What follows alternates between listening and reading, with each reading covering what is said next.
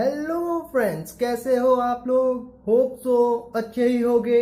दोस्तों, आज का ये सेशन मैं क्लास 11th के लिए लेने जा रहा हूं और इस सेशन में हम जिस टॉपिक को देखेंगे वो है सेट्स। ऑलरेडी सेट्स के मैंने कुछ क्लासेस लिए हुए हैं, आप जाके प्लेलिस्ट से चेक कर सकते हैं। तो चलिए आज का ये सेशन अब हम स्टार्ट करते हैं। दोस्तों, आज के इस सेशन का जो हमारा टॉपिक है वो है law of algebra of sets. तो चलिए देखते हैं क्या क्या लॉज हैं। यहां पर जो हमारा पहला लॉ है वो है आइडेम्पोटेंट लॉ। इसमें क्या करना है जरा वो देखते हैं। For any set A V have, बोल रहा है हमारे पास कोई भी एक सेट गिवन है जो कि ए है ना। कोई भी सेट गिवन हो सकता है, मगर यहां पर क्या है, सेट ए माना हुआ है। चलिए, तो कोई भी सेट एक ए गिवन है, उसके अकॉर्डिंग अब क्या बोल रहा है रूल्स, उसे देखते हैं। A union A equal to A होगा। अब बात समझते हैं। यहां पर हमारे पास वेन डायग्राम बना हुआ है। यहां बोल रहा है दो सेट हैं ए और ए, अगर हम इन दोनों का यूनियन लेंगे तो थ्रू आउट अपना ए ही आएगा। अब ध्यान से देखिए, यहां पर एक सर्कल मैंने बनाया और यहां पर दूसरा सर्कल बनाया और ये पॉइंट जो है पॉइंट ऑफ इंटरसेक्शन है इन दोनों सर्कल्स का। अब चलिए, ये सर्कल भी सेट ए के लिए है, ये सर्कल भी सेट ए के लिए है, और यहां पर इन दोनों का जो इंटरसेक्शन है मतलब ए इंटरसेक्शन ए, मतलब इसके अंदर जो पूरा एलिमेंट प्रेजेंट है और इसके अंदर जो पूरा एलिमेंट, इन दोनों के अंदर जो कॉमन एलिमेंट होगा वो इस एरिया में आएगा। अब ध्यान दीजिए, अगर मेरे पास सपोज कोई सेट एक ए गिवन है, अगर मान लीजिए ये अगर लिखा हुआ है 1,2, यही लिखा हुआ है। क्या लिखा हुआ है? 1,2। अब ध्यान से, अगर फिर यहीं पर अगर मैं दूसरा सेट लूं एक ए, फिर से यही सेट, तो सेम सेट है, तो इसका भी एलिमेंट कितना हो जाएगा? 1,2। अब ध्यान से, हमें अगर टोटल यूनियन लिखना है इन दोनों सर्कल का मिलाकर, तो यूनियन का फॉर्मूला क्या होता था? Number of elements in this circle plus number of elements in this circle minus n of जो इंटरसेक्शन का होता था इन दोनों का। अब चलिए, तो यहां पर यूनियन लिखने के लिए हमें क्या करना होगा? यूनियन लिखने के लिए हमें देखना होगा कि क्या करना है क्या नहीं। तो यूनियन के लिए हमें पूरा ये सर्कल और ये सर्कल चाहिए, और उसमें से क्या करना है, इसे हमें घटा देना होगा। तो यहां पर ए के अंदर 1,2 है, यहां पर भी ए के अंदर 1,2 है। अब ध्यान से देखिए, अगर मैं इन दोनों का अगर ले लूं सम, नंबर ऑफ एलिमेंट्स इसमें कितना है? 2। यहां पर अगर मैं लिखूं एन ऑफ एलिमेंट ए का, फिर वापस से ही मुझे क्या लिखना होगा? एन ऑफ एलिमेंट ए का माइनस एन ऑफ एलिमेंट कितना लिखना होगा मुझे? एन ऑफ एलिमेंट लिखना होगा ए इंटरसेक्शन ए का। अब जरा ध्यान दीजिए, ये वाला अगर मैं यहां लिख दूं 1,2 लिख दिया हमने, अगर इसके अंदर नंबर ऑफ एलिमेंट कितने हैं? टोटल 2 प्रेजेंट है। अब ध्यान से, नंबर ऑफ एलिमेंट इन ए, अगर मैं इस सेट का नंबर ऑफ एलिमेंट यहां लिख दूं तो इसके पास भी भैया अपना 2 है। ध्यान से समझने की कोशिश कीजिए। वापस से एन ऑफ ए इंटरसेक्शन है, मतलब इन दोनों के अंदर का इंटरसेक्शन कितना होगा? यही दोनों तो हो जाएगा 1,2, क्योंकि दोनों में ही 1,2 प्रेजेंट है, मतलब यहां पर n of A intersection A के लिए भी 2 ही एलिमेंट प्रेजेंट है। अब ध्यान दीजिए, यहां पर ये +2 है, ये -2 है, तो ये दोनों कैंसिल हो जाएगा, बचेगा कितना? सिर्फ ये 2 बचेगा। लेकिन अब यहां ध्यान देने की बात क्या है, ये 2 मैंने किसके लिए लिखा था? ये नंबर ऑफ 2 एलिमेंट किसके लिए लिखा था? ये लिखा था 1,2 के लिए। यही है ना एलिमेंट जो कि दोनों में प्रेजेंट है, इसीलिए यहां क्या बच गया? 1,2। और यही इसी 1,2 के लिए मैंने लिखा था यहां पर नंबर ऑफ एलिमेंट 2। तो इसीलिए क्या है, ए यूनियन ए का जो हम यहां निकालेंगे वो निकल जाएगा, निकल कर ए ही आएगा। होप सो यहां से जो मैंने आपको समझाया आपको सब कुछ समझ में आ गया होगा। ठीक है, अब चलिए वापस से, यहां लिखा है ए इंटरसेक्शन ए जो है वो ए के बराबर ही आएगा। बिल्कुल ध्यान से देखिए ना, यहां पर ए दिया हुआ 1,2, यहां पर भी ए दिया है 1,2। इन दोनों का अगर मैं इंटरसेक्शन निकालूं तो दोनों में कॉमन एलिमेंट क्या प्रेजेंट है? 1,2। तो यानी इन दोनों का इंटरसेक्शन भी 1,2 ही आ रहा है, मतलब 1,2 तो खुद ए ही है। इसीलिए क्या हो गया, ए इंटरसेक्शन ए भी ए ही निकल कर आ गया। होप सो आपको बातें क्लियर होंगी। अब चलिए अगले लॉ पर चलते हैं। अब चलिए, हमारा जो अगला लॉ है वो है आइडेंटिटी लॉ। इसमें क्या कह रहा है उसे देखते हैं। For any set A V have, कोई भी एक सेट, यहां भी ए गिवन है, उसके लिए क्या दिया हुआ है वो जरा देखते हैं। ए यूनियन फाई, मतलब एम्प्टी सेट, यानी एम्प्टी सेट में कितने एलिमेंट प्रेजेंट होते हैं? 0, कोई भी एलिमेंट नहीं होता है। मतलब किसी भी सेट का एम्प्टी सेट के साथ अगर यूनियन निकाल लीजिए तो वही तो आ जाएगा। क्यों? क्योंकि यूनियन क्या होता है, सभी को मिलाकर लिखना होता है। यहां तो सेट ए का जितना एलिमेंट है उतना ही एलिमेंट रह जाएगा। क्यों? क्योंकि इससे हमें किसी भी एलिमेंट का हेल्प मिलने वाला नहीं है। क्यों? क्योंकि इसके अंदर एक भी एलिमेंट प्रेजेंट नहीं है। तो इन दोनों का जो यूनियन है सिर्फ और सिर्फ ए ही निकल कर आ जाएगा। तो कितना हो गया, ए यूनियन एम्प्टी सेट का इक्वल टू ए के बराबर हो जाएगा, यानी सेट ए के बराबर ही हो जाएगा। होप सो आपको बातें क्लियर हो गई होंगी। चलिए ये बात तो हो गया। अब देखते हैं यहां पर लिखा है सेकंड में A intersection universal set equal to set A के बराबर है। ये कहना क्या चाह रहा है जरा देखिए, यहां पर हमारे पास एक कंप्लीट यूनिवर्सल सेट बचा हुआ है और यहां पर हमारे पास सेट ए दिया हुआ है, यानी सेट ए के अंदर जो एलिमेंट प्रेजेंट है, ये तो बात कंफर्म है कि यूनिवर्सल सेट बड़ा सेट है, सबका सुपर सेट है ये, तो मतलब सेट ए जो होगा यूनिवर्सल सेट का क्या हो जाएगा, सबसेट हो जाएगा। मतलब सेट ए जब यूनिवर्सल सेट का सबसेट हो जाएगा, इट मींस ए का सारा एलिमेंट यूनिवर्सल सेट के अंदर प्रेजेंट होगा। इसीलिए जब इन दोनों का हम इंटरसेक्शन निकालेंगे तो ए के पास जितना एलिमेंट है वो कॉमन एलिमेंट यूनिवर्सल सेट के अंदर प्रेजेंट होगा, इसीलिए दोनों का इंटरसेक्शन जो है यही सेट ए निकल कर आ जाएगा। क्यों? क्योंकि यूनिवर्सल सेट के अंदर जो कॉमन हिस्सा मिलेगा वो तो सिर्फ ये सेट ए का ही मिलेगा ना, बाकी तो इसका बाहर का एरिया हो जाएगा। इसके पास जो कॉमन एरिया है सिर्फ ये ए का ही है, इसीलिए दोनों का इंटरसेक्शन जो है ये सेट ए निकल कर ही आ जाएगा। होप सो आपको बातें क्लियर होंगी। यहां पर एक नोट लिखा है, जरा उसे देख लेते हैं। फाई एंड यहां पर universal set are identity element for union and intersection respectively. वो यही बात बोल रहा है, यहां पर यूनियन लिखा है, यूनियन के लिए ये एम्प्टी सेट, यहां पर इंटरसेक्शन लिखा है, इंटरसेक्शन के लिए यहां पर ये यूनिवर्सल सेट। ये दोनों जो है ये क्या है, ये आपस में यहां पर क्या है, यहां पर है ये आइडेंटिटी एलिमेंट। होप सो आपको बातें समझ में आ गई होंगी। चलिए अब आगे देखते हैं। अब चलिए हमारा जो अगला लॉ है वो है कॉम्यूटेटिव लॉ, है ना। कॉम्यूटेटिव लॉ में क्या है उसे देखते हैं। For any two sets A and B, यहां पर क्या है, अब दो सेट्स गिवन है, सेट ए और सेट बी। तो उसके बाद अब इन दोनों सेट्स पर क्या रूल अप्लाई हो रहा है जरा उसे देखते हैं इस कॉम्यूटेटिव लॉ के अंदर।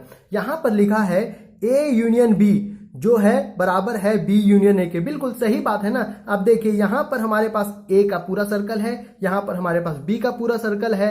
हम यहां पर ए यूनियन बी लिख दें या बी यूनियन ए लिख दें, बात तो वही है ना, ए का सारा एलिमेंट और बी का सारा एलिमेंट उसके अंदर इंक्लूड करना है। तो आप इधर से चले जाइए या इधर से चले जाइए, लेना तो दोनों का ही सारा एलिमेंट है।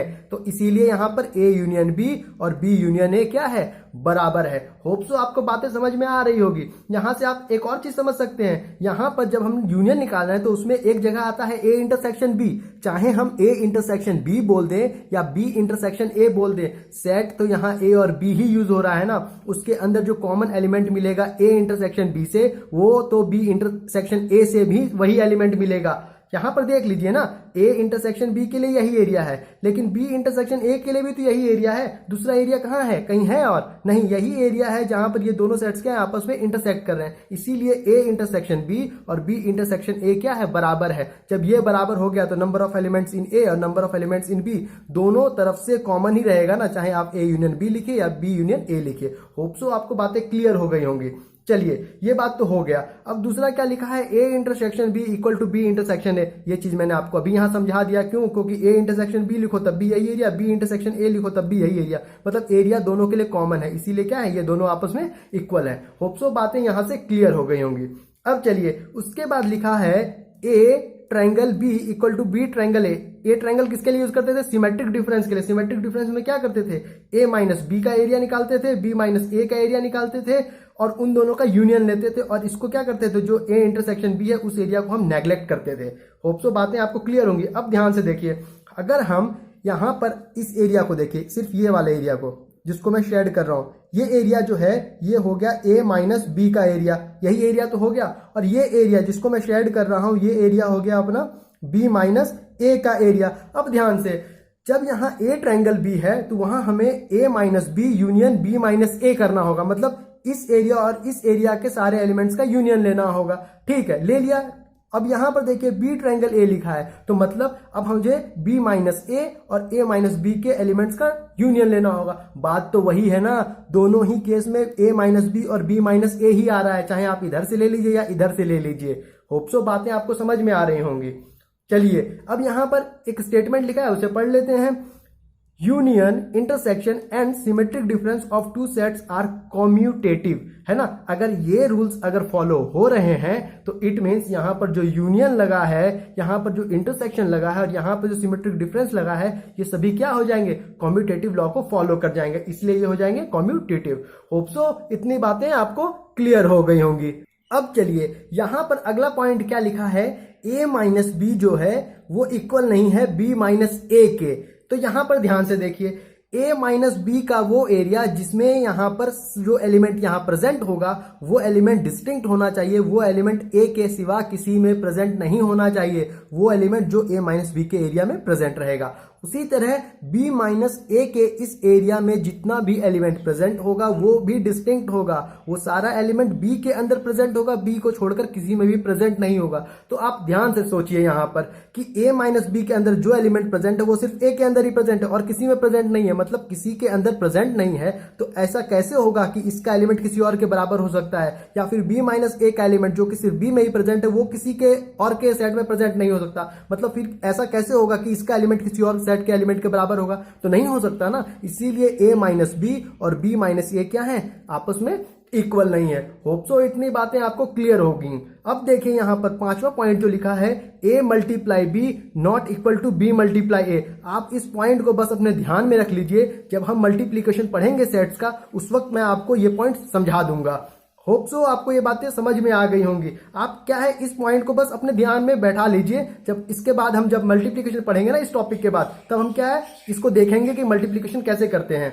अब यहां पर एक पॉइंट लिखा है उस पर नजर डालते हैं। Difference and cartesian product of two sets are not commutative. बिल्कुल, अगर ये दोनों आपस में इक्वल हो जाते तो ये क्या होता, ये कम्यूटेटिव लॉ को फॉलो कर जाता। तो यहाँ मल्टीप्लीकेशन भी इक्वल नहीं है, अगर इक्वल होता तो कम्यूटेटिव लॉ को फॉलो कर जाता। मतलब आपस में ये दोनों इक्वल नहीं है, इसीलिए क्या है ये दोनों कम्यूटेटिव नहीं है। होप सो इतनी बातें आपको क्लियर होंगी। अब चलिए अगले लॉ पर चलते हैं। अब हमारा जो अगला लॉ है वो है एसोसिएटिव लॉज। अब यहां पर देखते हैं क्या बोल रहा है। यहां बोल रहा है if A B and C are any three sets. तो यहां बोल रहा है अब क्या, अब यहां पर तीन सेट्स की बात करने लगा। जैसे ही एसोसिएटिव लॉ आया, कम्यूटेटिव लॉ में दो सेट था। चलिए अब देखते हैं यहां पर जैसे ही तीन सेट्स आ गए इसके अकॉर्डिंग क्या क्या रूल्स हैं उन्हें हम देख लेते हैं। यहां पर आपने एसोसिएटिव लॉ, डिस्ट्रीब्यूटिव लॉ, ये सभी लॉज ना आपने 6-7 क्लास में ही पढ़ा होगा। उसी को क्या है हमें खाली यहां पर अप्लाई करके देखना है कि सेट्स के अंदर इसे हम कैसे अप्लाई कर सकते हैं, बस, और बाकी कुछ भी नहीं है। जो हमने डिस्ट्रीब्यूटिव एसोसिएटिव लॉ ये सब पढ़ा है ना 6-7-8 क्लास में, वही है same to same as it is. बस खाली सेट्स के अंदर कैसे इसका अरेंजमेंट करना है, बस उसे भी हमें देख लेना है। चलिए यहां पर लिखा है कि A union B bracket union C। अगर हम एसोसिएटिव लॉ अप्लाई करें तो आप देखिए बचपन में आपने एसोसिएटिव लॉ देखा होगा 6-7 क्लास में। वहां हम क्या करते थे, एसोसिएटिव लॉ के लिए अगर एक बार कोई ब्रैकेट दिया है तो और दूसरा क्या है अलग लिखा हुआ है, तो हम क्या करते थे अगली बार उसे चेक करने के लिए कि ये एसोसिएटिव लॉ को फॉलो कर रहा है कि नहीं, जो पहला वाला एलिमेंट होता था उसे छोड़ देते थे और जो लास्ट वाला एलिमेंट होता था बीच वाले एलिमेंट को उसके साथ पेयरिंग करके चेक कर लेते थे, है ना, यही करते थे ना। जैसे यहाँ A यूनियन B लिखा है, पहले वाले सेट के साथ यहाँ पर बीच वाला सेट का यहाँ पर अरेंजमेंट ब्रैकेट में लिखा हुआ है यूनियन, और बाकी जो लास्ट वाला सेट है उसे हमने खाली छोड़ दिया है। अब क्या करना है, इसे हमें चेक करना है कि क्या ये इक्वल है। अब पहले वाले सेट को छोड़ देंगे, फिर बीच वाले सेट को आखिरी वाले सेट के साथ हम क्या करेंगे, कंबाइन करके देखेंगे। अगर ये अरेंजमेंट और ये अरेंजमेंट इक्वल निकल गया तो हमारा जो लॉ एसोसिएटिव का है वो इस पर क्या है अप्लाई हो जाएगा। ये जो गिवन यहाँ पर सेट्स का अरेंजमेंट लिखा हुआ है ये एसोसिएटिव लॉ को फॉलो करेगा। तो चलिए एक एग्जांपल के थ्रू इसे समझ लेते हैं, और बाकी इसी तरह जितने भी अरेंजमेंट है आप इन्हीं एग्जांपल्स का यूज करके आप उन्हें चेक करके देख सकते हैं कि वो बराबर है या नहीं।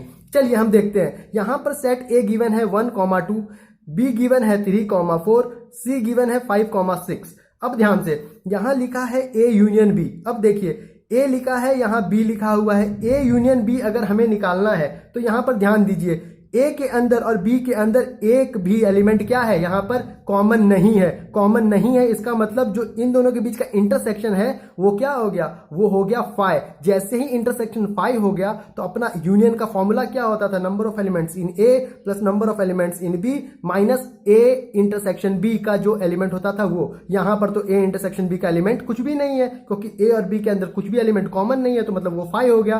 तो अब यूनियन निकालने के लिए A और B के अंदर जितने एलिमेंट है उसका हम क्या करेंगे, एक सेट बना देंगे। तो मतलब अब यहां पर अगर हम डायरेक्टली देखें A यूनियन B का सेट क्या बनकर आ जाएगा हमारे पास, 1 2 3 4। कितना आ जाएगा, 1 2 3 और 4। होप सो आपको बातें समझ में आ गई होंगी। उसके बाद हमें यूनियन लेना है ए यूनियन बी का सेट सी के साथ। सेट सी के साथ यूनियन कितना आ जाएगा, एक तो यूनियन में 1 2 3 4 आ ही गया है। अब इसके साथ हमें यूनियन लेना है। यूनियन लेना है मतलब इन दोनों के बीच कॉमन एलिमेंट चेक करेंगे। पहले कॉमन एलिमेंट देख रहे हैं, कुछ भी नहीं है, मतलब यहां पर भी इंटरसेक्शन अपना क्या है, फाई है। फाई है तो अब यहां पर A union B union C का जो अब एक सेट बनेगा वो ए यूनियन बी का सारा एलिमेंट और सी का सारा एलिमेंट आ जाएगा। तो वो सेट बनकर क्या आ जाएगा, 1 2 3 4 5 और 6, ये कंप्लीट सेट बनकर क्या हो गया, हमारा आ गया। अब ध्यान दीजिए यहां लिखा है A union B union C. अब क्या करना है, ये जो हमने निकाला ये तो इतना निकल कर आ गया। अब यहां पर हमें इसको इसके बराबर प्रूफ करना है। अच्छा जरा ध्यान दीजिए, बी यूनियन सी निकालने बोला है, बी और सी के बीच में कोई भी कॉमन एलिमेंट नहीं, तो वापस से बी यूनियन सी का जो कंप्लीट एलिमेंट है वो कितना आ जाएगा। यहां अगर हम बी यूनियन सी निकालें तो बी यूनियन सी कितना आ जाएगा, इन दोनों का इंटरसेक्शन 5 हो गया। तो मतलब बी के अंदर जितना एलिमेंट प्रेजेंट और सी के अंदर जितना एलिमेंट प्रेजेंट वही क्या आ जाएगा, यूनियन बनकर आ जाएगा बी यूनियन सी का। अच्छा तो कितना हो जाएगा, 3 4 5 6। अब ध्यान से यहां पर बी यूनियन सी जो है निकल कर आ गया है 3 4 5 6। अब यहां पर हमें बी यूनियन सी का यूनियन निकालना है ए के साथ। तो यहां पर ए के पास क्या है, 1 2। अब ध्यान से ए और बी यूनियन सी के बीच में कोई भी कॉमन एलिमेंट दिख रहा है क्या, नहीं, मतलब इंटरसेक्शन इन दोनों का क्या है, 5 है। इट मींस अब क्या है, जो नंबर ऑफ एलिमेंट्स ए के पास हैं 1 और 2 और यहाँ बी यूनियन सी के पास जितने भी एलिमेंट हैं इन दोनों को मिलाकर हम एक सेट बनाएंगे जो कि हो जाएगा A union B union C का सेट, है ना। अब चलिए यहां पर ए का कितना एलिमेंट है, 1 2। तो यहां पर हम लिख लेंगे 1 2। ये तो हो गया ए का एलिमेंट। अब यहां पर बी यूनियन सी का एलिमेंट कितना है, 3 4 5 6। कितना हो जाएगा, 3 4 5 और 6। अब ध्यान दीजिए A union B union C का जो यहां पर सेट निकल कर आया है वही सेट यहां पर A union B union C का निकल कर आया है। देख लीजिए 1 2 3 4 5 6, यहां पर भी 1 2 3 4 5 6 निकल कर आया है। मतलब ये दोनों आपस में क्या है, इक्वल हैं। अगर इक्वल हो गए तो ये किसको फॉलो कर गए, एसोसिएटिव लॉ को। उसी तरह बाकी और भी रिजल्ट्स मैं आपको दिखाने जा रहा हूं। आप सेम टू सेम यही ए बी सी वाला एग्जाम्पल रखिए या फिर अपने मन से कोई भी एग्जाम्पल ले लीजिए और आप उन सभी पर क्या है अप्लाई कर देखिए और वहां पर चेक करने की कोशिश कीजिए कि यहां पर जो ये गिवन है, ये यहां पर जो हमारा यहां पर कुछ भी सेट्स गिवन है वो क्या है, जो एसोसिएटिव लॉ को फॉलो कर रहा है या नहीं। चलिए मैं आपको एक एक करके सारे रिजल्ट्स दिखाता हूं। अब यहां पर जो हमारा अगला रिजल्ट है वो क्या है, A intersection bracket B intersection C. ध्यान से मैंने बोला कि बीच वाले एलिमेंट को हमेशा सेम रखना है और जो पहला और आखिरी वाला एलिमेंट है या फिर सेट बोल लीजिए यहां पर, उसे क्या करना है, उसके साथ मिडिल वाले सेट को ऑपरेट करना है। तो ध्यान से सबसे पहले बार में यहां क्या आखिरी वाले यहां पर सेट के साथ बीच वाला जो सेट है उसको ऑपरेट किया गया है। अब यहां पर इक्वल टू के इधर क्या करेंगे, आखिरी वाले सेट को छोड़ेंगे और पहले वाले सेट के साथ क्या करेंगे, बीच वाले सेट को ऑपरेट करेंगे। तो यहां बोला है A intersection B intersection C जो बराबर होगा ए इंटरसेक्शन बी ब्रैकेट के अंदर इंटरसेक्शन सी के। तो आप क्या करेंगे, आप उसी एग्जाम्पल को जो इससे पहले मैंने आपको एग्जाम्पल दिखाया उसी तरह कोई भी एक सेट का एग्जाम्पल मान लेंगे, ए बी सी कोई सेट मान लेंगे और उसी तरह आप निकालने की कोशिश करेंगे। अगर आप खुद से करेंगे तो आप अधिक सीखेंगे। चलिए ये क्या है, यहां पर इक्वल है मतलब ये एसोसिएटिव लॉ को फॉलो कर रहा है। उसी तरह यहां पर ए ट्रायंगल बी एक ब्रैकेट में ट्रायंगल सी बराबर किसके है, A triangle B triangle C के। अब ध्यान से वापस से यहां पर पहले वाले ब्रैकेट में पहले वाले सेट के साथ बीच वाला सेट जो है ऑपरेट किया हुआ है और आखिरी वाले सेट को क्या हमने छोड़ा हुआ है। अब अगली बार क्या करेंगे, पहले वाले सेट को छोड़ेंगे और बीच वाले को आखिरी वाले सेट के साथ क्या करेंगे, ऑपरेट करेंगे। जो ट्रायंगल है किसको रिप्रेजेंट कर रहा है, सिमेट्रिक डिफरेंस को। ये भी यहाँ क्या है, इक्वल है, मतलब ये भी क्या कर रहा है, एसोसिएटिव लॉ को फॉलो कर रहा है। उसी तरह यहाँ पर जो हमारा फोर्थ रिजल्ट है वो क्या बोल रहा है, ए माइनस बी ब्रैकेट में क्लोज माइनस सी जो बराबर नहीं है ए माइनस बी माइनस सी के। मतलब ये जो यहाँ पर हमारा गिवन एक्सप्रेशन है सेट्स का लिखा हुआ और यहाँ पर भी गिवन है, ये दोनों आपस में क्या है, इक्वल नहीं है। उसी तरह यहाँ मल्टीप्लिकेशन को आप छोड़ दीजिए, आप खाली देख लीजिए, जब हम मल्टीप्लिकेशन पढ़ेंगे तब मैं आपको इसके बारे में समझाऊंगा। वैसे हमने ए माइनस बी माइनस सी ये सब निकालना सीखा है, कैसे हम दो सेट्स को माइनस करते हैं ना, सब्ट्रैक्ट करते हैं डिफरेंस। तो आप क्या करेंगे, यहाँ से निकाल कर देखेंगे, देखिएगा वो यहाँ पर इक्वल नहीं आएगा। इसीलिए यहाँ पर स्टेटमेंट क्या लिखा हुआ है, जो डिफरेंस है और जो कार्टेशियन प्रोडक्ट है दो सेट्स के बीच का वो क्या है, एसोसिएटिव नहीं है। क्यों? क्योंकि यहाँ पर क्या है, दोनों तरफ से ये बराबर नहीं है। बाकी जो सारा है ऊपर का, यहाँ से हमने ऊपर ये ऊपर भी देखा, एक यूनियन के लिए, इंटरसेक्शन के लिए देखा, यहाँ सिमेट्रिक डिफरेंस के लिए देखा, ये सभी क्या है, एसोसिएटिव है। खाली यही दोनों क्या है, फोर्थ और फिफ्थ पॉइंट जो है वो एसोसिएटिव नहीं है। होप सो बातें आपको क्लियर होंगी। अब चलिए अगले लॉ पर चलते हैं। अब हमारा जो अगला लॉ है वो है डिस्ट्रीब्यूटिव लॉ। यहां पर भी क्या है, तीन सेट्स गिवन है। जिस तरह यहां पर एसोसिएटिव लॉ में गिवन था उसी तरह यहां भी तीन सेट्स गिवन है, ए बी सी। अब इनके ऊपर क्या रूल अप्लाई हो रहा है उन्हें हम देखते हैं। अब ध्यान से, हमने डिस्ट्रीब्यूटिव लॉ में पहले भी देखा है कि क्या करना होता है ना, 6-7 क्लास में देखा है। यहां पर अब क्या है, अब हमें देखना है सेट्स के रेस्पेक्ट में कैसे हम डिस्ट्रीब्यूटिव लॉ को अप्लाई करेंगे। तो देखिए यहां पर तीन सेट्स गिवन है, तो होगा क्या, जो पहला वाला सेट होगा ना उसे हम छोड़ देंगे खाली, है ना, और बाकी जो दो सेट होगा, अगला, बीच वाला और लास्ट वाला, उसको हम क्या करेंगे, ब्रैकेट में ऑपरेट करेंगे। आप हर जगह देख लीजिए वैसा ही किया हुआ है, और पहले वाले को फ्री छोड़ा गया है ना। उसके बीच में जो भी ऑपरेशन है दैट इज डिफरेंट थिंग। जो करना क्या है आप वो समझिए। पहले वाले को हम फ्री छोड़ देंगे और दो को क्या करेंगे, कंबाइन करके उस पर अप्लाई करेंगे जो हमें करना है। अब उसके बाद क्या करना है, हमें इस वाले को एक्सप्रेशन को बराबर प्रूफ करना होगा। जो हमारा ये खाली जो बचा हुआ है ना सेट, अब इसे क्या करेंगे, हम इस ब्रैकेट को ओपन करके दोनों सेट्स के साथ इंडिविजुअली ऑपरेट करेंगे, और वहां पर जो ऑपरेशन निकल कर आएगा वो ऑपरेशन इस ऑपरेशन के बराबर होना चाहिए। यही काम करना है हमें किसमें, डिस्ट्रीब्यूटिव लॉ में। और ये चीज हमने 6-7 में पहले देखा भी है।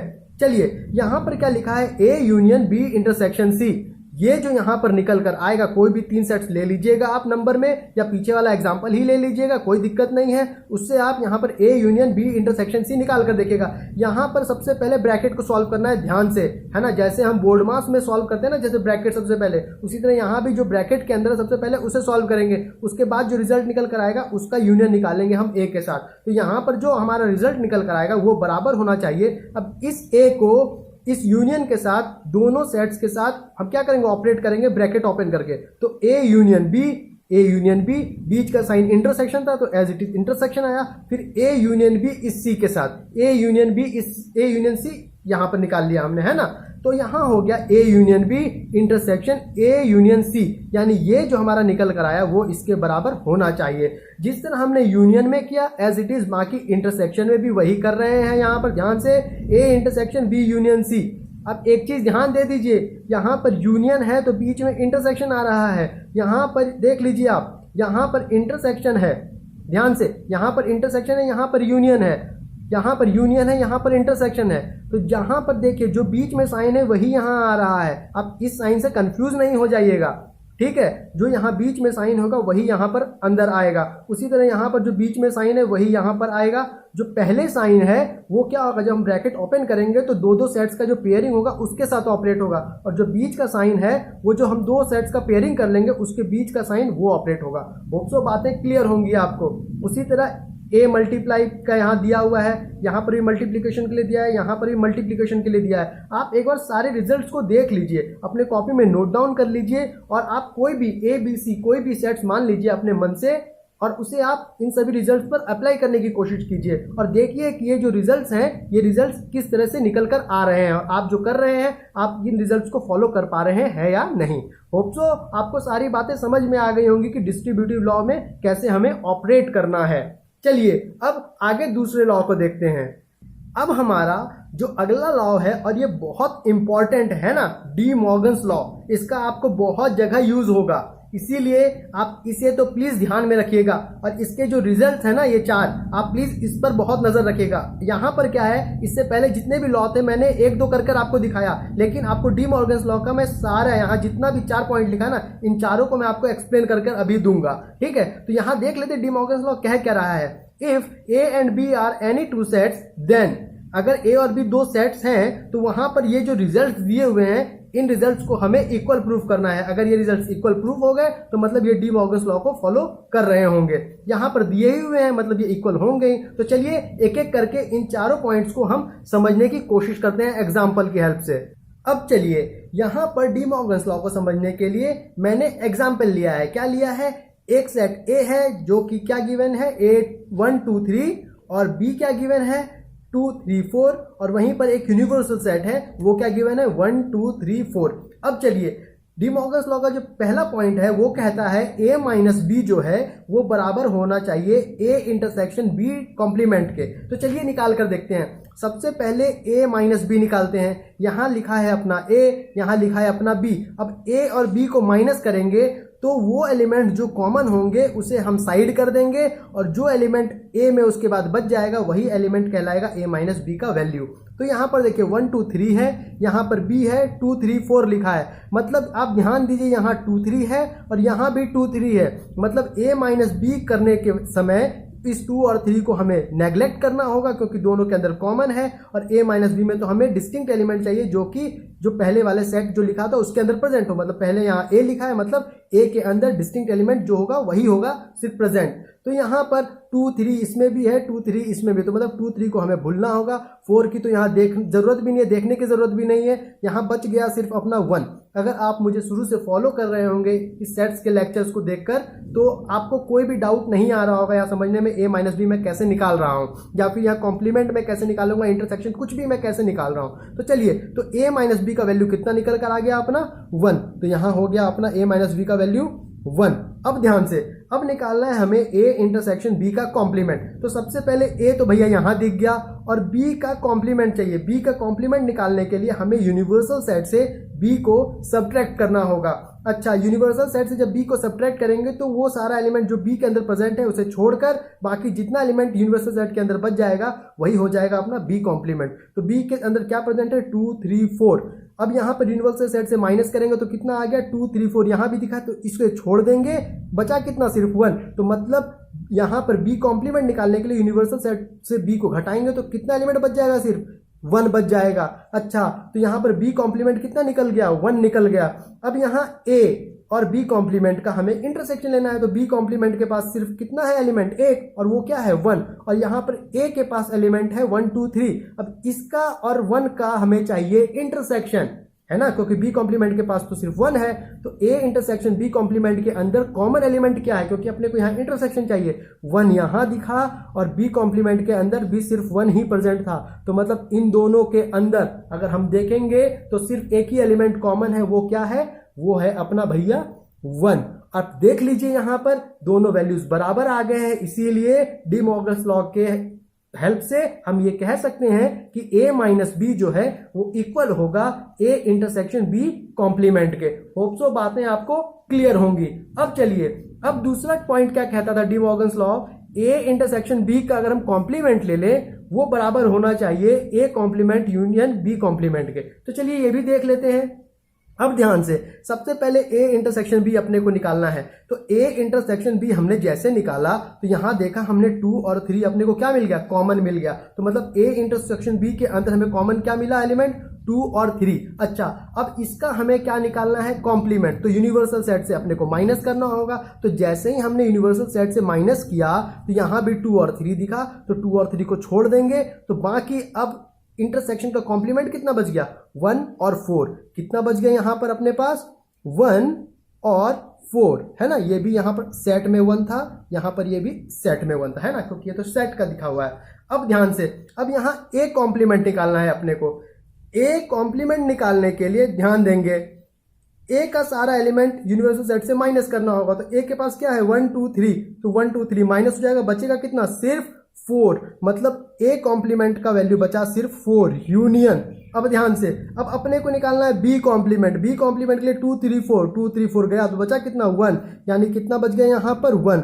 अब ध्यान से, 4 और 1 का यूनियन बनकर कितना आ जाएगा, 4 और 1 का यूनियन बनकर आ जाएगा 1, 4। अब ध्यान से देखिए, 1, 4 यहाँ भी आया, 1, 4 यहाँ आया। मतलब a इंटरसेक्शन b का कॉम्प्लीमेंट जो है वो बराबर होगा a complement union b complement के by De Morgan's law. Hope so आपको ये भी चीज समझ में आ गई होगी। चलिए, अब अगला पॉइंट क्या कह रहा है डी मॉर्गन्स लॉ में कि a minus B union c जो है बराबर होना चाहिए a minus B intersection a minus c के। तो यहां पर मैंने एक सेट a मान लिया, b मान लिया और c मान लिया। अब ध्यान से, सबसे पहले a minus B union c को निकालना है हमें, इसकी वैल्यू। तो सबसे पहले अपने को ब्रैकेट सॉल्व करना है, तो b यूनियन c निकालिए। जैसे ही हम यहाँ पर b यूनियन c निकालेंगे तो अब एक बार निकाल कर देखते हैं इसे कितना आता है।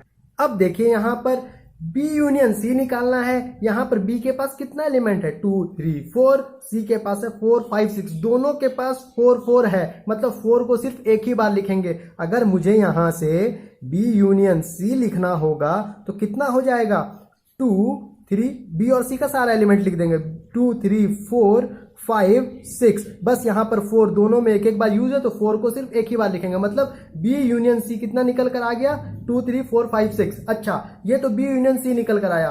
अब मुझे A minus B union C चाहिए। A के पास एलिमेंट क्या क्या है 1 2 3, इसका हमें इसके साथ सब्ट्रैक्शन करना है, मतलब 1 2 3 को अगर इससे हम घटाएंगे तो ध्यान से 2 3 यहाँ भी प्रेजेंट है 2 3 यहाँ भी प्रेजेंट है, मतलब 2 3 को छोड़ दें तो बचा सिर्फ कितना A के पास 1, और आगे क्या है माइनस के करते वक्त A है, मतलब A का ही हमें वैल्यू चाहिए जो रिमेनिंग बच गया डिस्टिंक्ट, मतलब डिस्टिंक्ट वैल्यू क्या बच गया A के पास 1, तो मतलब इसकी वैल्यू क्या आ गई अपनी 1, यानी A minus B union C का वैल्यू कितना आ गया 1 आ गया। होप सो बातें आपको क्लियर होंगी। अब चलिए उसी तरह A माइनस B निकालिए, तो A माइनस B करेंगे तो 2 3 कॉमन दिखा, बचा कितना यहाँ पर 1, तो यानी A माइनस B का जो वैल्यू आ गया भैया अपना 1, बीच में इंटरसेक्शन। अब A माइनस C निकालना है, A माइनस C निकालेंगे तो ध्यान से 1 2 3 है 4 5, मतलब कुछ भी कॉमन नहीं है इन दोनों के बीच, तो मतलब A का सारा एलिमेंट यहाँ आ जाएगा 1 2 3 यहाँ आ गया। अब यहाँ पर इसका और इसका इंटरसेक्शन चाहिए, मतलब कॉमन एलिमेंट चाहिए। कॉमन एलिमेंट इसमें 1 है, यहाँ पर सिर्फ दिख रहा है हमें क्लियरली, तो मतलब इसका आंसर भी निकल कर क्या आ गया 1 आ गया। अब देखिए यहाँ पर इस सेट का भी आंसर यहाँ पर 1 ही निकल कर आया, यहाँ इसका आंसर भी 1 ही, मतलब यहाँ पर डी मॉर्गन्स लॉ के हेल्प से हम ये कह सकते हैं कि A minus B union C जो है बराबर होगा A minus B intersection A minus C के। होप सो बातें आपको क्लियर होंगी। अब चलिए अगले पॉइंट को देखते हैं डी मॉर्गन्स लॉ के। अब चलिए यहाँ अगला पॉइंट क्या है डी मॉर्गन्स लॉ का, A minus bracket B intersection C जो है वो बराबर होना चाहिए A minus B union A minus C के। तो चलिए निकाल कर देखते हैं इसकी वैल्यू भी। सबसे पहले हम ऊपर वाले को सॉल्व करते हैं। यहाँ पहले ब्रैकेट है, ब्रैकेट को सॉल्व करने पर क्या सॉल्व करना है हमें B इंटरसेक्शन C। अच्छा, B यहाँ है C यहाँ है, मैं यही एग्जांपल से इसको भी सॉल्व कर रहा हूँ, ठीक है। चलिए तो B कितना दिया है 2 3 4 और C कितना है 4 5 6, हमें B इंटरसेक्शन C निकालना है, मतलब दोनों के बीच में कॉमन क्या है, कॉमन है सिर्फ और सिर्फ 4, तो मतलब B इंटरसेक्शन C का जो वैल्यू आ गया सिर्फ कितना आ गया 4 हो गया, माइनस यहां पर आएगा अब सेट A।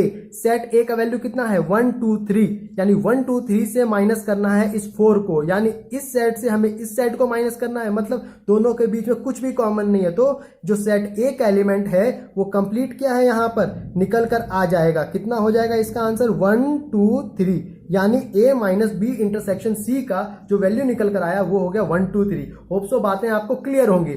अब चलिए यहां पर हमें निकालना है दूसरे के लिए A माइनस B। अच्छा, A माइनस B निकालिए, कॉमन क्या दिखा 2 3 छोड़ दीजिए, पहले आगे क्या लिखा है A माइनस के, तो मतलब A के पास जो एलिमेंट बच गया हमें वही लिख देना है A माइनस B में। कितना बच गया 1, तो यहां हम लिख देंगे कितना 1, लिख दिया हमने 1। यहाँ बीच में क्या है अपना यूनियन है, डाल दिया हमने यूनियन। अब वापस से A माइनस C करना है। अच्छा, A माइनस C करेंगे तो दोनों के बीच में कुछ भी कॉमन नहीं है, तो जो का A का एलिमेंट है वही एज इट इज क्या हो गया यहाँ पर लिखकर आ जाएगा। अब क्या करना है हमें इन दोनों सेट्स का यूनियन लेना है, यहाँ भी 1 है यहाँ भी 1 है, तो 1 को तो एक ही बार लिखेंगे यूनियन में। जो हम क्या है हम सेट्स में कभी भी एलिमेंट को रिपीट करके नहीं लिखते हैं, डिस्टिंक्टली लिखते हैं, तो 1 अगर 2 बार आ रहा है तो 1 को सिर्फ एक ही बार लिखेंगे, बाकी क्या बचा 2 और 3। अब ध्यान से देखिए यहाँ पर भी 1 2 3 लिखा हुआ है, यहाँ पर भी 1 2 3 लिखा है, मतलब ये दोनों क्या हो गए बराबर हो गए। तो डी मॉर्गन्स लॉ से हम क्या कह सकते हैं A minus bracket B intersection C जो होगा बराबर A minus B union A minus C के बराबर होगा। होप सो आपको सारी बातें समझ में आ गई होंगी, और आप सारे रिजल्ट्स को एक कॉपी पे कहीं लिख कर रख लीजिए, जिससे आप उसे इजीली देख सकते हैं, आपको रिवाइज करने में आसानी होगा। अगर आपको आज का ये वीडियो पसंद आया तो मेरे चैनल को सब्सक्राइब करें, वीडियो को शेयर करें, फ्रेंड्स को बताएं कि यहाँ अच्छे से पढ़ाई हो रही है, लाइक करें वीडियो पर, कमेंट करें। तब तक के लिए thank you, have a nice day.